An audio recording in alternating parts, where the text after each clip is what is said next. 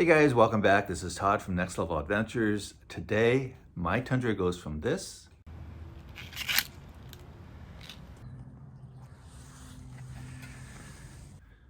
to this.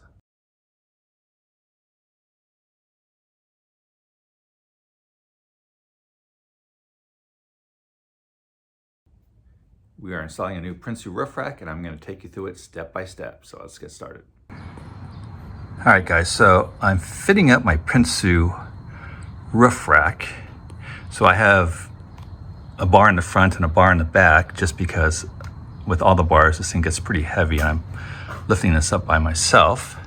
But one thing I did notice is that this rack sits way off the roof with the spacers that they supplied.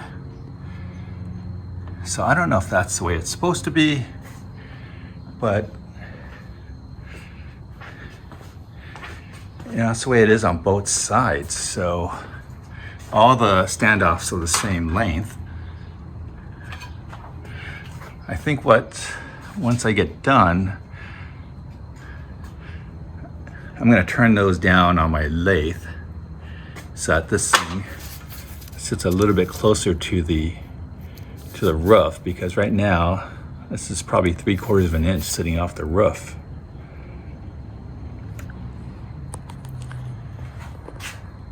All right, so I've taken the rack off and I've marked the center line of the first hole. And Prinsu on their YouTube installation website says 10 inches from the edge of the windshield weather stripping, which is right here, to the first hole, to the center line of the first hole should be 10 inches. So that's what I'm doing here.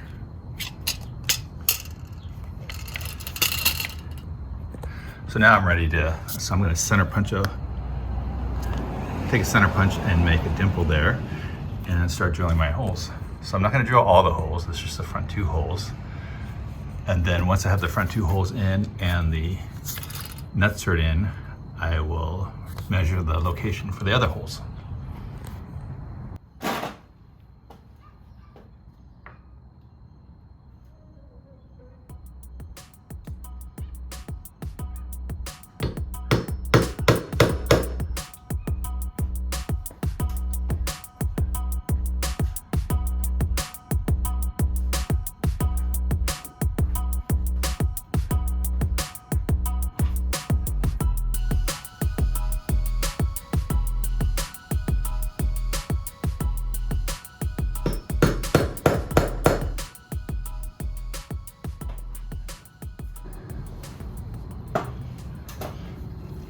All right, so I'm gonna start off with an 094 drill bit, really small. I just marked it with a piece of tape so I know how deep it's going because I don't want to go through the headliner. I'm just gonna drill through my center punched hole.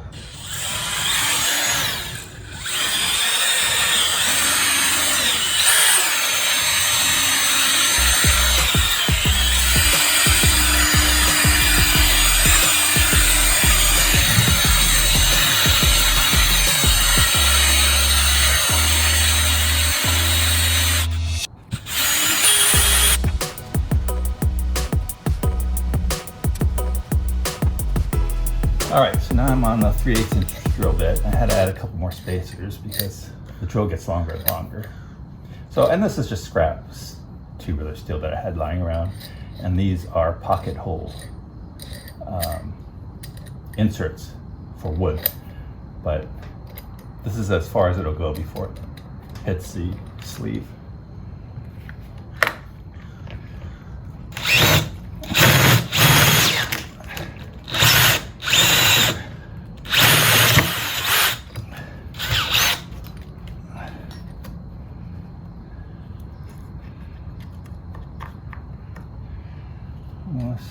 This is the nutsert. So that's a nice fit. So I'm going to clean out some of the metal shavings using a magnet.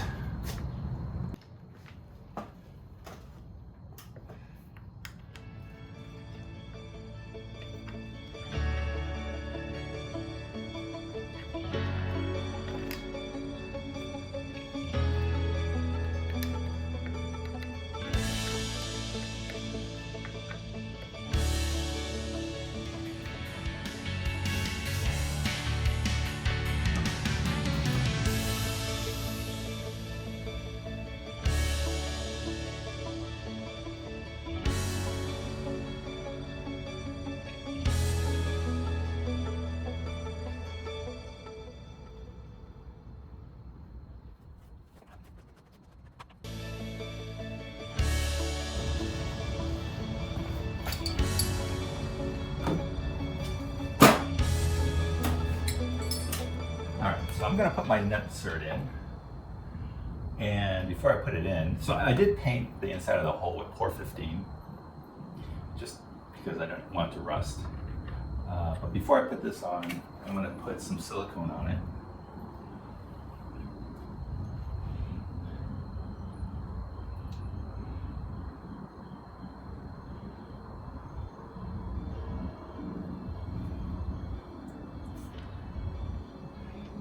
So the nut insert is hand tied against the standoff.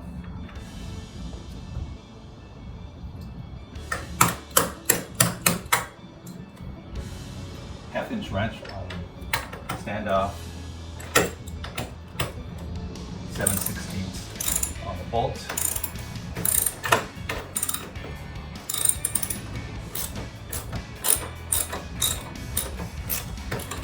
Make sure the nut insert is flush on the surface.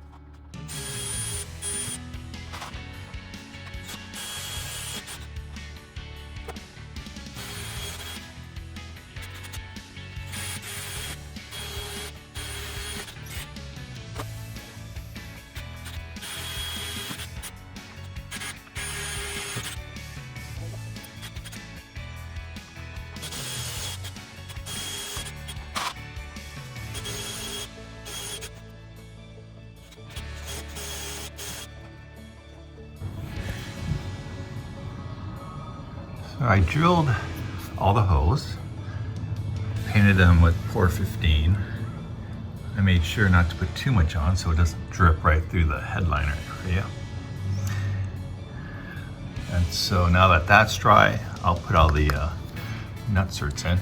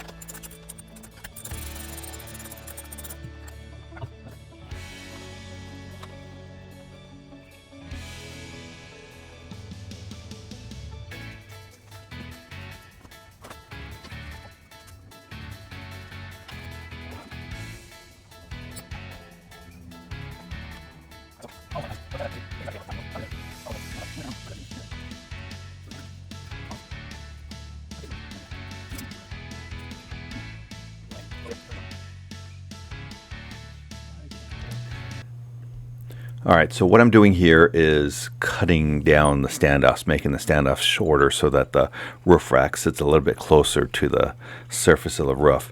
Now, you have to be really careful on how much you take off. What I didn't show was adding the extra rails to the roof rack and measuring how much space I had between the maximum bow that's in the roof to the bottom of the rails that were in the middle of the rack. So if you take too much off, because of the bow in the roof, the rails that are in the middle of the roof rack may end up contacting the top of the roof. So you have to be really careful on how much you take off with these standoffs if you're going to do what I'm doing. Now, if you're leaving it the way it is, you're going to have plenty of clearance. So I'm just doing this because I thought it looked cleaner just having the roof rack a little bit closer to the surface of the roof.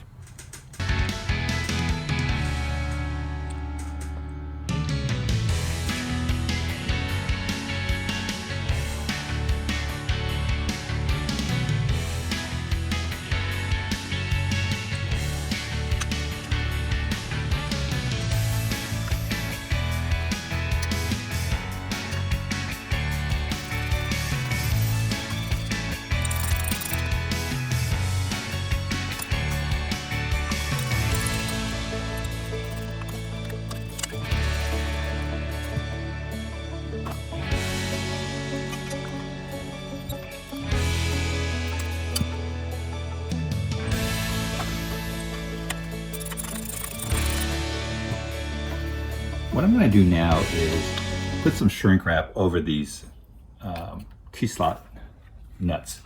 The reason I'm doing that is because there was a YouTuber that took apart his Prinsu rack maybe a year after putting it on, and he noticed these things were really corroding away. Same with the bolts, and I think it may have to do with dissimilar metals and a galvanic corrosion issue going on.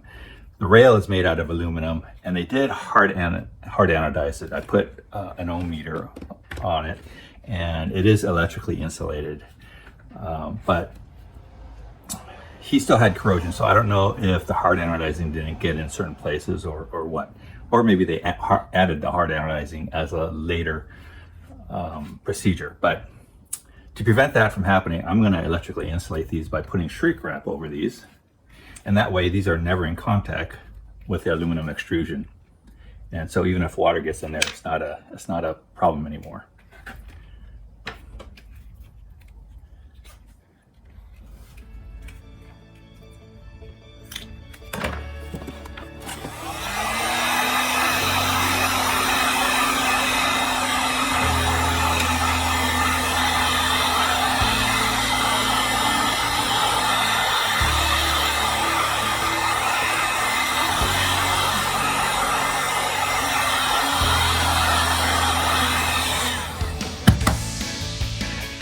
Four, 6, 8, 10. All right, 11 more to go.